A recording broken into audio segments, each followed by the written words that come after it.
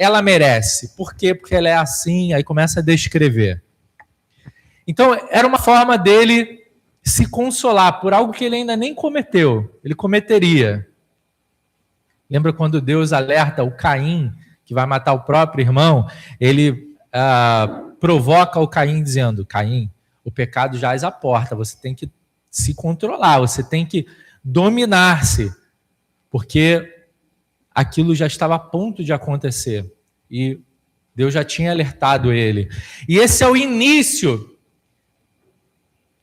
em que Davi passa por isso, por esse tempo de tentação, que já é o que, segundo esse conto, já é o início do castigo. Já é um castigo o período anterior. O castigo, ele já começou. O fardo já está sobre a vida da pessoa. Quando ela está inclinada ao pecado, quando ela está inclinada a cometer o mal, ela vai dando boas razões dentro de si. Porque eu mereço, porque eu que deveria estar ali, eu merecia mais. Ou então a pessoa que vai sofrer com a minha agressão, com o pecado que eu vou cometer, ela é uma pessoa ruim, então tudo isso que eu vou lançar contra ela, ela realmente merece isso. Então você vai criando um cenário favorável para que você tente justificar na tua consciência o cometer o pecado. E Davi passa por esse momento. Até que ele, então, comete o adultério. Usando da sua autoridade de rei, ele manda chamar Betseba. Os irmãos que conhecem bem essa história sabem como foi o enredo, eu não vou me ater muito a ele, mas dizer aos irmãos que esse sentimento de culpa ficou estabelecido ali nele.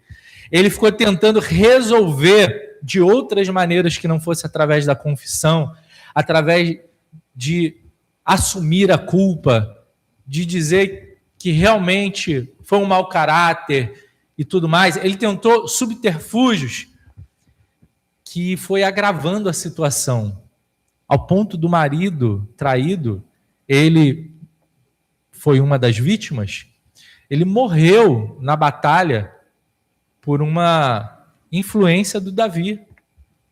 Uma forma de ocultar aquela situação, e ele ficou remoendo aquele pecado. Certamente fazia sofrer os que estavam à volta, mas focando nele, no pecador, aquilo dali tirava o sono dele. Aquilo acabava com ele. E se nós estamos linkando bem esse salmo a esse tempo de sofrimento do pecador, nós provavelmente era esse tempo, não podemos cravar, mas estamos linkando bem, ele vai descrever como que ele se sentia nessas situações. Como era a sensação dele. E ele começa dizendo, coloca por favor, mano, no verso 3. Enquanto calei os meus pecados, enquanto eu me calei. Então a primeira atitude dele foi ficar em silêncio. E é possível que uma pessoa que esteja em culpa, ela fica quieta. Ela não vai falar, vai tentar deixar que o tempo ele resolva sozinho. O pecador, ele pode ser uma pessoa que cometeu aquilo, mas ela não querendo se entregar com as suas palavras. Sabe a pessoa que vai dizer uma mentira e ela acaba se entregando com a linguagem não verbal, né? A gente estava vendo um filme, acho que é a série, né, ontem. Como é que chama a série, amor? Aquele que o mentalista. Ele provoca uma mulher que tinha tido uma tragédia lá, a filha dela foi assassinada. Ele provoca a mulher a falar e ele começa a perceber nos gestos, comportamento dela. Depois entra o assassino, que foi o marido dela. Viu essa cena, né? E ele provoca o cara. O que acontece na cena? A mulher sabia quando o cara mentia, a forma como ele falava. O mentalista, ele percebia todo esse cenário. Então, é capaz do pecador que está tentando ocultar o seu pecado, algumas vezes crime, como nesses contos que nós estamos relatando aqui, ela pode falar, mas o jeito de falar vai entregar. O tom da voz entrega. Ou então a pessoa é sincera e ela não quer agravar, ela não quer mentir. Ela não quer mentir e ela então vai tentar ficar em silêncio. Ou pode ser outro motivo, silêncio. É que os pensamentos estão tão altos na cabeça dela que ela não consegue falar. Porque a cabeça dela está dominando ela. Aquilo ali está perturbando tanto que ela não consegue ter um diálogo tranquilo. Já aconteceu comigo de eu estar com a cabeça em muitas preocupações. Um pensamento assim, preocupadíssimo. Então, estar num jantar assim com os amigos, eu não consegui nem curtir o ambiente. E eu ficava quieto. Eu me via como que de fora, pensando assim, cara, eu queria estar curtindo esse momento, mas minha cabeça está tão longe. E o pecador, com a culpa do pecado, ele pode estar nessa circunstância. Aí está quieto, na dele, mas se remoendo por dentro com as suas culpas. E era o caso aqui do rei Davi. E ele diz, enquanto eu calei os meus pecados, ele estava quieto, não confessava ao Senhor, não confessava ao profeta, ao líder religioso dele da época lá, um sacerdote, a um conselheiro. Ele ficou quieto, não contando a ninguém. Enquanto calei os meus pecados, envelheceram os meus ossos pelos meus constantes gemidos todos os dias. Aqui não é certamente uma doença física que ele estava passando, não estava com artrite, essas coisas. Ele estava falando de uma forma figurativa, em que os ossos dele se envelheciam. A parte mais profunda da estrutura dele estava sendo afetada. Era algo muito interior, era um sofrimento. É uma forma figurativa de dizer, está doendo até meus ossos, até a parte mais profunda de mim. Isso está me causando muito mal, isso está me fazendo muito mal, eu não estou suportando. E ele fala desses gemidos, isso são coisas da alma dele, um sofrimento interior. Então o cara está com sentimento de culpa, sabendo o desdobramento dos males que ele cometeu. A vida continua. As pessoas estão se reunindo em família, você está no ambiente de trabalho, você está no ambiente da igreja, mas o sentimento de culpa está aqui, arrebentando a pessoa internamente, fazendo sofrer internamente.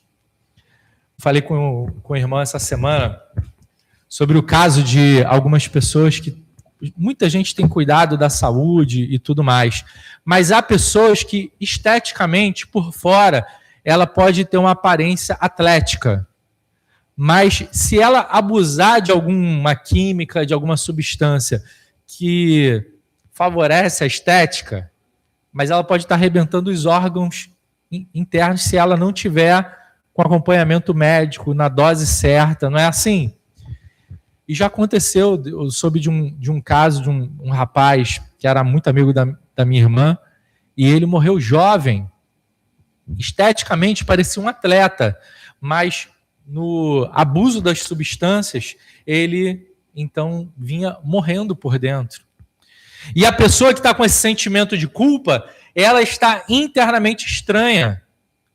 Externamente você não diz nada, mas internamente está lá aquele sentimento, aquele peso que somente colocando para fora, só dizendo, escrevendo para alguém, falando, verbalizando aquilo, é que isso vai sair de você. É uma carga que tem que ser aliviada. Ou entregue, como diz o Senhor, entregar o fardo para Ele, essa carga pesada para Ele. Porque senão você não suporta. Vai ficar uma pessoa abatida. Vai ficar uma pessoa com as emoções sempre inflamadas. As emoções elas vão estar sempre em conflito. E esse livro que eu li, eles ficavam sempre em conflito na mente. O camarada ele ficava tentando resolver na cabeça, mas na cabeça nunca resolvia. Aí ele diz, isso era algo que acontecia todo dia. É uma culpa que não tira férias. Ela não te dá um intervalo, um sossego. Aí afeta o sono da pessoa, afeta as relações dela. Está sempre com ela. Os meus constantes gemidos todos os dias. O tempo todo, aquela culpa ficava perturbando. Verso 4. Porque a tua mão pesava dia e noite sobre mim. E antes dele falar da remissão do Senhor, ele diz que a mão do Senhor estava pesando sobre ele. O Senhor aqui não estava destruindo o Davi, não estava acabando, o castigando, se vingando dele, mas como as Escrituras dizem, que Deus ele vai corrigir a quem ele ama. Como o pai corrige o filho e não negligencia a correção. Você vê o filho agindo mal, você diz, eu o amo, eu vou deixá-lo fazer o que ele quer. E ele vai agravando pela falta de correção. Ele diz, me deixaram vir até aqui, eu vou além. E é uma pessoa sem limite, é uma pessoa sem a educação devida. Ela vai se perder na vida. Mas o pai que corrige a quem ama, o Cristo, ele então está protegendo a nossa vida quando ele está cuidando de nós. E percebido e não negligenciando a correção, que é o caso aqui de Davi. O incômodo de Deus na vida de Davi, essa mão pesada de Deus na vida de Davi, não deixava ele sem resolver essa pendência. E não deixava ele sem solucionar esse problema. Aquele incômodo ali na vida de Davi era uma responsabilidade que ele tinha que tomar a atitude adequada, ele tinha que resolver o peso na vida dele, senão o caráter dele ia embora e as coisas mais valiosas se perderiam junto. Sem a intervenção de Deus, que ele chama aqui, o peso da tua mão estava ali sempre sobre mim. É o pai que disciplina a quem ele ama. E era sempre pesada ali na vida dele. Não era uma pressão para destruí-lo, mas era algo para que ele viesse a solucionar aquela questão, tomar uma providência sobre aquilo. Aí ele diz, o meu vigor se tornou como uma sequidão do verão, um calor de verão. Aqui a gente pode ilustrar uma cena de uma árvore seca de verão, de uma árvore que ainda esteja em pé, mas está toda seca. Ela por dentro ela é morta, por fora ela ainda está de pé. Assim é a vida de muitas pessoas, carregando sentimentos de culpa. Ela carregando esse remorso, essa culpa, essa coisa não resolvida. Ela está de pé, mas está de pé como um espantalho, um boneco, sem vida. E isso é duro de se carregar. E isso é algo muito pesado da pessoa ficar carregando em silêncio, remoendo nos pensamentos. Vou tentar resolver de tal maneira. E a equação nunca fecha na cabeça. Então ele diz, confessei-te o meu pecado. Aí a pressão sobre a vida dele ali foi tanta que é aquela sensação de quem tem alguma enfermidade cirúrgica. Se você está saudável, você não quer fazer uma cirurgia. Mas se há uma doença grave que está te causando muitas dores, eu acompanhei, meu pai fez um bocado de cirurgias. Em sequência, assim, que virou até uma piada interna de tantas cirurgias que ele acabou fazendo. E a gente fala, não, vamos dar um sossego dessas cirurgias aí. Mas ele sentia tanta dor em alguns tipos de cirurgias aqui, que ele dizia, cara, eu não vejo a hora de fazer logo essa operação. Ser saudável você não quer, passar pelo bisturi. Mas nas circunstâncias das dores dele, cara, eu não vejo a hora de me ver livre logo disso. Desse peso, dessa dor, disso que está me atormentando. É esse sentimento de culpa.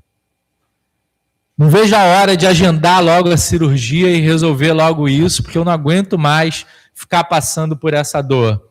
E era o caso aqui do rei Davi, desse sentimento de culpa dele. Então ele diz, eu confessei-te o meu pecado. O peso na vida dele era tão grande que ele queria se ver livre daquilo.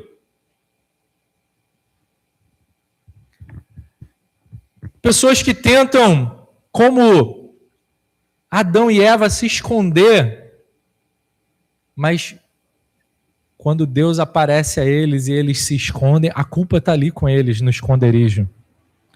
Há algumas pessoas que acabam cometendo o ato máximo de tentativa de fuga da sua dor e caminhando para tirar a própria vida, como foi o caso de Judas. Mas quando chega na eternidade, a culpa está lá com ele. E as pessoas estão em fuga de seus sentimentos de culpa, tentando fazer todo tipo de compensação. Como eu disse aos irmãos no início, no livro, o personagem ele tentava jogar a culpa para a vítima, mas ele não encontrava sossego com isso. Não, mas se bem que a culpa era dela, porque ela merecia, mas ele não encontrava sossego nisso. O caminho que você tentar buscar de alívio da sua culpa, você não terá sossego. O sentimento é esse de dores, como do rei Davi, enquanto calei os meus pecados, meus ossos se envelheceram. Eu estava como que uma sequidão de verão, seco. Estava sedento, estava precisando de um alívio. Mas eu não encontrava. A tua mão pesava de noite sobre mim, até que eu confessei o meu pecado. Então veio o alívio. Ele não fala, ele não resolve internamente, ele não está resolvendo isso só na cabeça dele. Ele não está resolvendo isso sem manchar a própria imagem, sem demonstrar sua vulnerabilidade.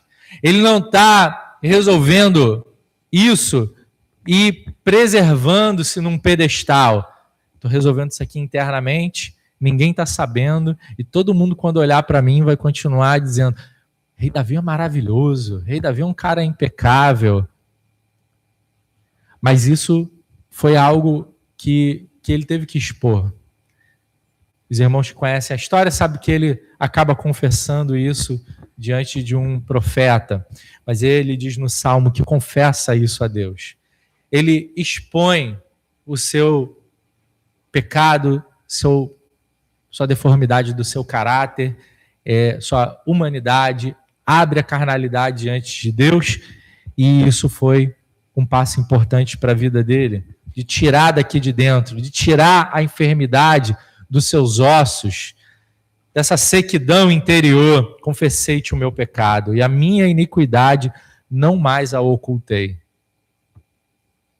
Você esconder essa iniquidade dá trabalho, é mentira em cima de mentira. É tentar resolver um problema gerando outro problema, tentar resolver um pecado gerando outro, e escondendo aquilo, e guardando segredos, e você já não sabe mais por onde seus segredos andam. Há pessoas vivendo essas dores por aí. Certamente a nossa vida ela não é um livro aberto, nós temos coisas íntimas que são guardadas para os íntimos, mas essas ocultações de pecado é como quem oculta um crime, e a pessoa vai ficar neurótica, preocupada, onde que eu deixei minhas digitais? E isso causa muitas dores ao pecador. E o caminho do cristão, dos filhos de Deus, de resolverem essa dor, esse alívio, esse fardo que é para ser entregue ao Senhor, não é através de subterfúgios, não é culpando o outro, não é ocultando, não é tentando apagar os seus indícios que você deixou no caminho, as pistas, as provas. mas é confessando. E a minha iniquidade não mais ocultei. Acabou aquela coisa do silêncio, acabou aquela coisa de ficar se escondendo. E aí ele diz, eu confessei, eu confessarei diante do Senhor. Tem que confessar diante de Deus. É quando o Senhor te pede esse fardo pesado para te aliviar, confessa diante dele. Eventualmente você vai confessar para quem você feriu, eventualmente você vai confessar para alguém que você confie, mas você precisa entregar isso ao Senhor. E assumir, fui eu que fiz. Lembram do filho pródigo, né? Eu pequei contra os céus e contra ti, quando ele falava diante do Pai, pecando diante de Deus, pecando contra a vontade de Deus. Mas fui eu que pequei. Não vou jogar a culpa no meu irmão, não vou jogar a culpa na criação que o Senhor me deu, não vou jogar a culpa em Deus, não vou distribuir essa culpa. Isso foi bem o caso de Adão e Eva, né? Quando Deus dá uma blitz neles, eles dizem, foi a mulher que o Senhor me deu. Aí a mulher diz, foi a serpente que o Senhor fez. E aí um foi jogando a culpa no outro. Mas é dizer, quer aliviar o teu coração desse sentimento fui eu e eu tenho agido mal. Preciso me converter desse pecado, preciso mudar a minha atitude, preciso agir de outra maneira, do jeito que não dá para ficar. Não quero viver a vida arrastando esse peso, esse fardo. E aí o Salmo diz, quando ele confessou o pecado, então o Senhor vem e o perdoa. E esse é o tempero da graça na época de Davi. A graça, ela vem com tudo em Cristo, né? Mas nós percebemos na história de Davi, do rei Davi, que é bem anterior ao Cristo, nós vemos o relacionamento com Deus bem gracioso, bem no período não forçado da lei do Antigo Testamento. Mas nós já vemos ali os indícios do relacionamento com Deus através da sua graça. E ele confessando os pecados ao Senhor. E o Senhor vem e o perdoa. E aí sim vem o alívio na sua alma. Aí sim vem a redenção. Aí sim vem a remissão dos seus pecados. Não vou dar o spoiler aqui de todo o livro, mas o caminho desse personagem do Crime e Castigo é um caminho de remissão. Que as atitudes dele se tornam agora atitudes honrosas, atitudes de um caráter maduro e constituído diante de Deus. É só assim que se faz. Caráter de uma pessoa madura, de um cristão maduro, de um cristão que vai ter o coração tranquilo nas suas relações, que vai ter o coração tranquilo na sua vida. Você precisa do alívio desses sentimentos de culpa. E não apenas vender uma imagem para a sociedade. Você não vai ser pleno dessa maneira. Você não vai ter sossego dessa maneira. Então você vai ser a pessoa com aparência esteticamente boa. No seu exterior está tudo bem, parece uma pessoa atlética, mas internamente está seco, internamente está dolorido, internamente está enfermo. Como era o caso do pecado de Adão, ou do pecado de Judas, e aquele desespero interior para resolver aquele problema, não dava para esconder, não dava para justificar internamente, não conseguia mais administrar aquela situação. Talvez você esteja pensando que você está em fuga de um castigo, você está tentando fugir de uma situação de punição, mas a punição ela já está aí, dentro de você.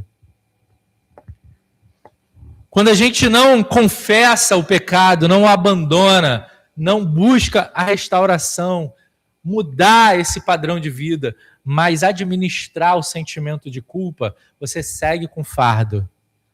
E já está sendo punido desde já. carregar esse sentimento de culpa é se manter em punição constante. Você está ali diante das pessoas que você ama, gostaria de estar curtindo elas, mas nunca está pleno. Você bota a cabeça no travesseiro para dormir, às vezes a perturbação vem no pesadelo, ou então no teu sono que é roubado, ou quando você recebe um elogio, fala, poxa, eu gosto muito de você, do teu bom caráter, que você é uma pessoa, e vão tecer elogios para você, e você sabe que tudo aquilo é vazio. Que internamente você sabe que você não merece aqueles elogios. Está enganando por um tempo, mas internamente o castigo já está na tua vida. Mas você pode superar isso. E a jornada da remissão do pecado, ela já está dada. Nós, hoje, em Cristo, nós temos a remissão dos pecados através do seu sacrifício redentor. E isso é todo cristão, símbolo do sacrifício da cruz. Ele está ali sempre diante de nós, dizendo que nos socorre, que está disponível a cada um de nós, que é um pai que não te atende como quem está para te punir, mas para te restaurar, para transformar a sua vida. E ainda assim, nós estamos sofrendo as dores de proteger o nosso ego, os mecanismos de defesa, tentando dar conta do nosso pecado e manter a nossa boa imagem. Que a nossa boa imagem ela fique de lado diante de tudo isso. Diante da verdade, do alívio que você precisa ter na sua alma, de ser uma pessoa íntegra diante de Deus. É aí que nós conhecemos o Cristo. E é aí que nós somos batizados, para termos uma boa consciência diante de Deus. Quero convidar os irmãos nesse momento a estarem de pé, para um tempo de reflexão e oração.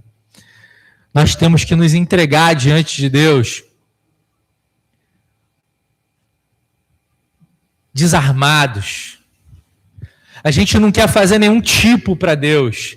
Nós não queremos fazer diante de Deus nenhuma imagem, não queremos vender nada para o Senhor, mas queremos ir diante de Deus transparente, com o coração aberto, para recebermos então esse alívio. Eu falei transparentes aqui.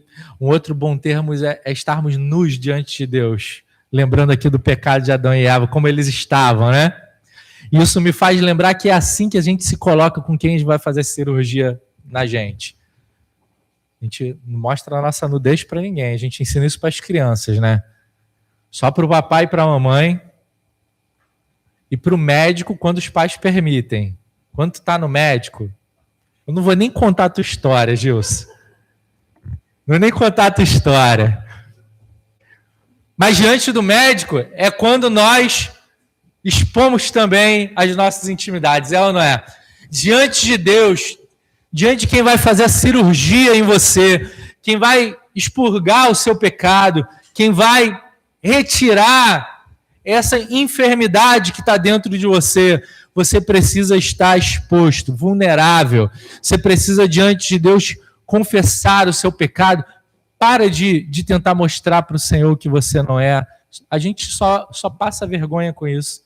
A gente só paga mico diante de Deus com isso. E nós não vamos estar assim. Nós não suportamos mais esse sentimento de culpa. Ou coisa dolorosa, terrível, pesada para carregarmos na nossa vida.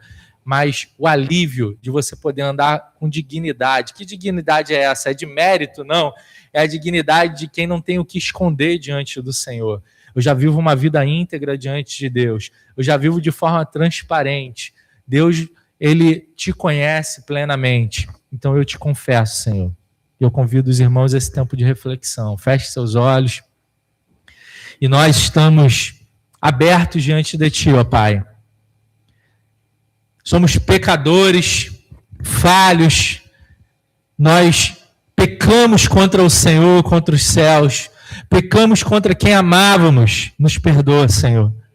Lava-nos nessa hora no teu sangue. Redime, Senhor, de todo o pecado. Nós não mais ocultaremos nosso pecado na tua presença, mas nós entregamos esse fardo que não podemos suportar. Alivia o fardo dos teus filhos e filhas com a tua maravilhosa graça, Senhor. Com a tua maravilhosa graça. Alivia, Deus, o coração de cada um aqui, ó Pai. Nós não queremos andar estranhos, fugitivos da tua presença. Não queremos andar calados e silenciando pelo medo da culpa, pelo medo da nossa exposição. Mas nós queremos ser restaurados. Edifica, nos amadurece, nos transforma na tua presença, ó Pai. Queremos andar diante de ti, como quem não tem do que se envergonhar, porque somos transparentes em tua presença, ó Pai. Fortalece-nos no teu caráter, fortalece o nosso interior. Perdoa, Senhor, os pecados de cada um aqui, Senhor. Pecados ocultos, pecados antigos, pecados que ainda trazem remorso, que ainda trazem sentimentos pesados. Que o Senhor, Deus, venha lavá-los no teu sangue, redimindo e perdoando, Senhor, pelo teu sacrifício redentor, em nome de Jesus. Transforma-nos em tua presença, alivia a nossa alma, em nome do Senhor nós oramos. Amém, Pai. Amém. Glória a Deus.